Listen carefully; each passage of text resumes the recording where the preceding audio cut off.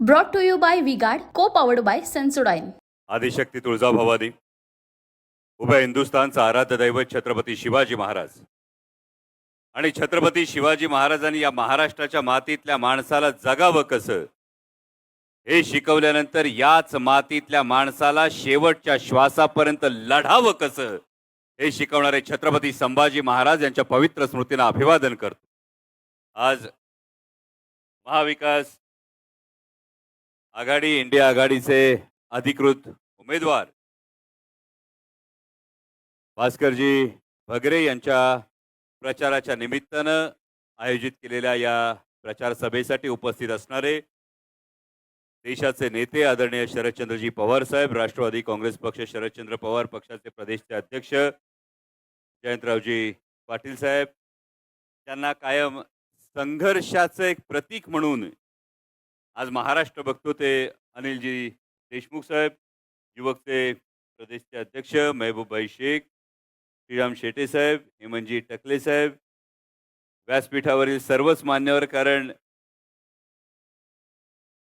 वेळेची मर्यादा असल्यामुळे सगळ्यांची नावं घेणं आवश्यक असलं तरी सुद्धा आदरणीय साहेबांचे विचार आपल्याला ऐकायचे।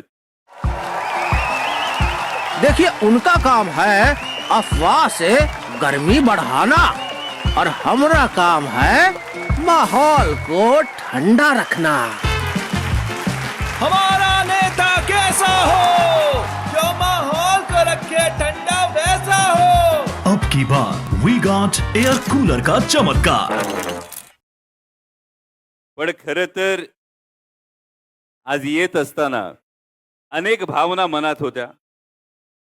म्हणजे भगरे सर, आपलं मागेही फोनवर जेव्हा बोलणं झालं, मागे आपण निफाडला सभेच्या वेळी सुद्धा बोललो, त्यावेळी विशेषतः दिंडोरी लोकसभा मतदारसंघात येत असताना या अनेक भावना ज्या होत्या, त्यातही आज वणीला सभा करत असताना एक फार महत्वाची भावना आहे की महाराष्ट्रातल्या 3.5 शक्तिपीठांपैकी एक असलेल्या आई सप्तशृंगीच्या प्रांगणामध्ये जेव्हा आपण बोलायला उभे राहतो, तेव्हा खरोखर हा प्रश्न पडतो की याच लोकसभेच्या प्रचारासाठी आज पिंपळगाव बसवंतला सुद्धा एक सभा झाली असेल आणि 3.5 शक्तिपीठांपैकी असलेल्या आई सप्तशृंगीच्या या पायथ्याला उभं राहून बोलत असताना खरंच प्रश्न पडला की जे आदरणीय पंतप्रधान आज पिंपळगाव बसवंतला येऊन दिंडोरी लोकसभेच्या मतदारांकडे मत मागत होते, याच पंतप्रधानांचं कर्नाटकातलं एक पोस्टर समोर आलं होतं। यामध्ये होतं प्रज्वल रेवण्णा नावाचं एक प्रकरण सध्या गाजतं। या प्रज्वल रेवण्णाला मत म्हणजे मोदींना मत।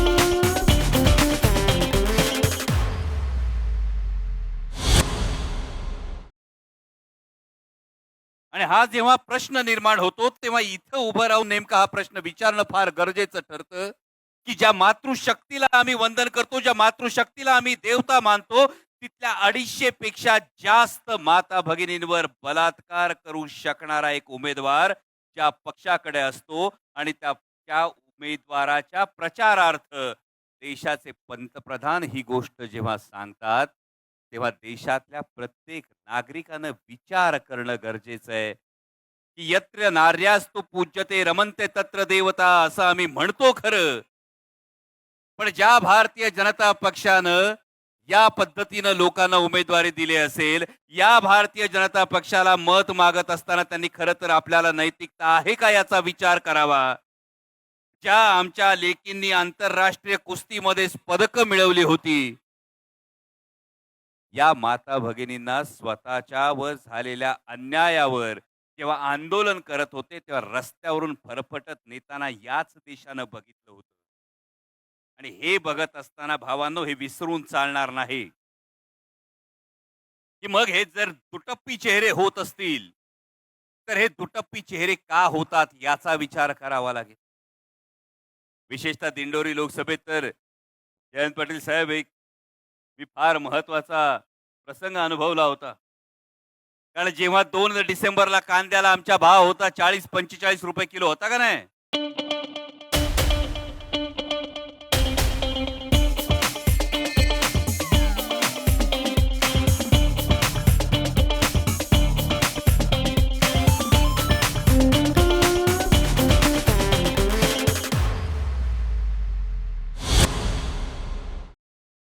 आज किती? हा, झाला 12 रुपये. मग हा प्रश्न पडतो की 2 डिसेंबरला असलेला 40-45 रुपयाचा भाव हा 12 न 15 रुपयाला जातो. 2014ला यवतमाळला माननीय पंतप्रधान आले होते, त्यांनी सांगितलं होतं किसान की आय दुगनी होगी. डीएपीची बॅग कितीला झाली? 450 ची. 1800ला झाली. 50 किलोची 45 किलो झाली. 40 किलो झाली. मजुरीचा खर्च किती येतो एकरा माग? आता एकदा फक्त विचार करा भावांनो, 40 रुपयाचा भाव होता, जर 10 रुपयाचा भाव झाला तर किलो माग 30 रुपये. किलो माग 30 रुपये, सरासरी एकरात कांदा निघतोय 12 ते 15 टन. 12 टन पकडा. 12 टन कांदा निघाला तर किलो माग 30 रुपयाचं नुकसान. 3,60,000 रुपयाचं तुमचं एका एकराचं नुकसान आहे. 3,60,000चं एकराचं नुकसान, 2 एकराचं 7,20,000चं नुकसान. आणि तुमच्या तोंडावर फेकले जातात 17 रुपये दिवसाचे आणि सांगितलं जातंय किसान सन्मान केला. मग या सरकारला जागा दाखवत असताना आदरणीय पवार साहेबांच्या नेतृत्वाखाली जेव्हा संसदेमध्ये आम्ही भांडत होतो, मी होतो, सुप्रियाताई होतो, म्हणजे आम्ही संसदेत कांदे दाखवलेले तुम्ही पाहिले असतील. पाहिले की नाही? पण महायुतीचे जे 39 खासदार हे गेल्या संसदेत होते, यातला एक खासदार दाखवा जो कांद्याविषयी बोलला.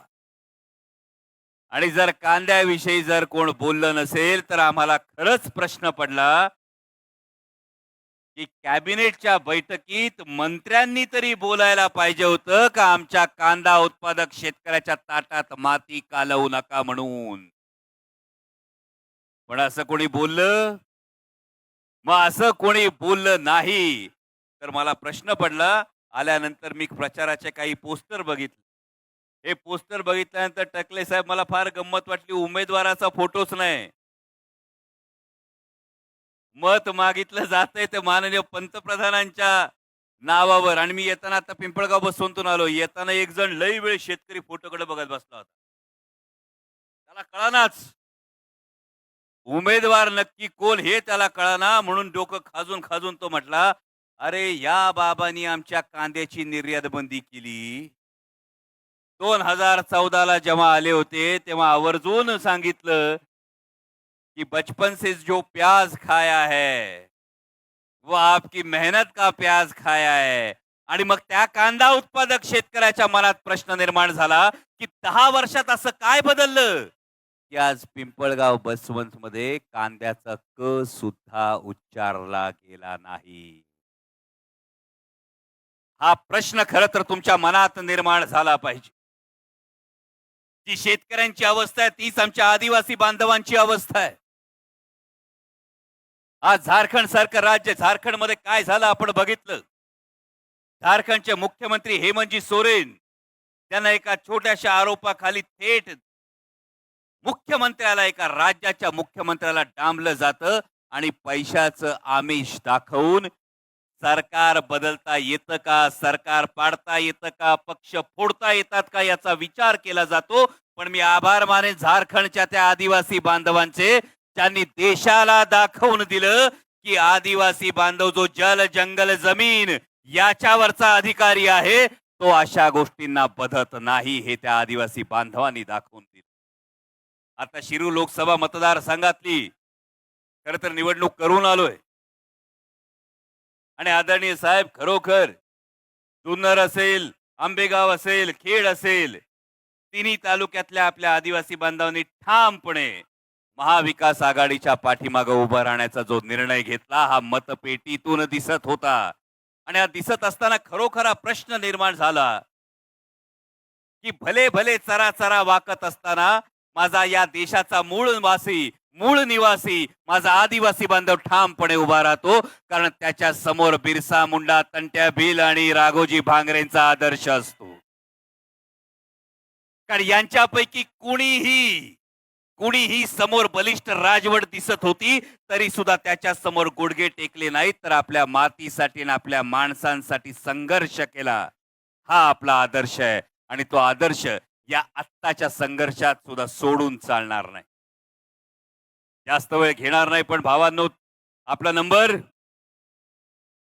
नक्की.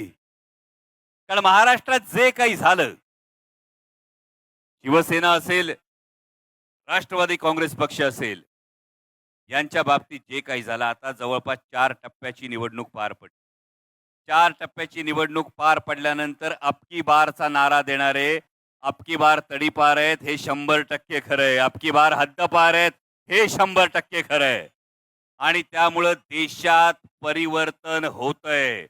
देशातल्या सरकारमध्ये परिवर्तन होणार, ही काळ्या दगडावरची रेघ आहे भावांनो. आणि 20 तारखेला मतदान आहे.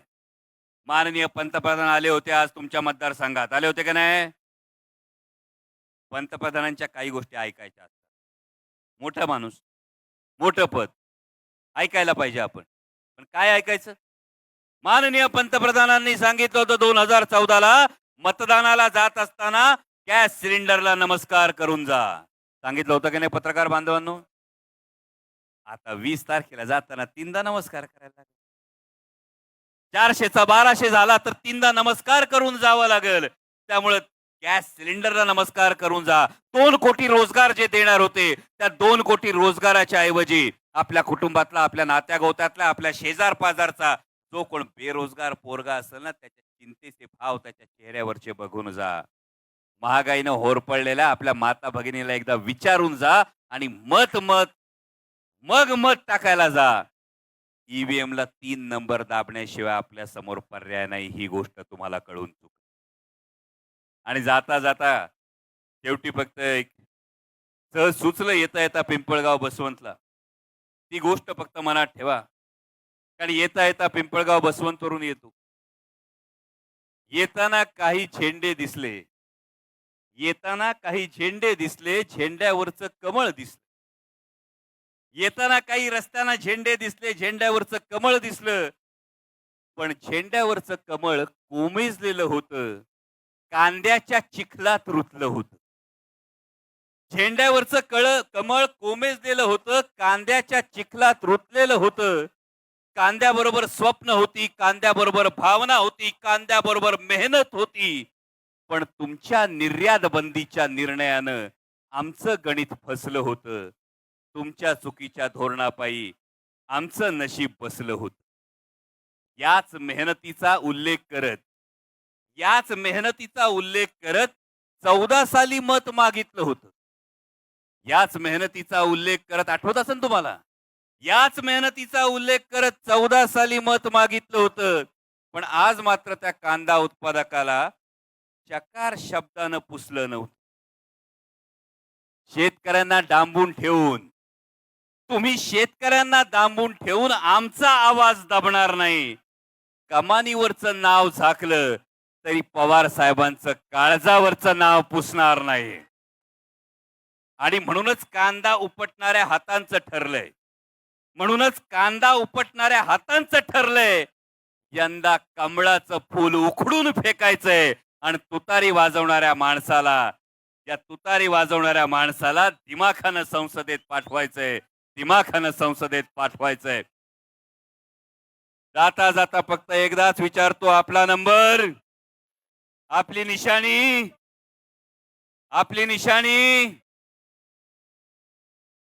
येत्या 20 तारखेला तुतारी वाजवणारा माणूस या चिन्हासमोरचं बटन दाबून भास्करजी भगरे सरांना प्रचंड मताधिक्यानं संसदेत पाठवा, एवढीच विनंती करतो आणि थांबतो. धन्यवाद. जय Shivray. Brought to you by VGuard, co powered bye Sensodyne.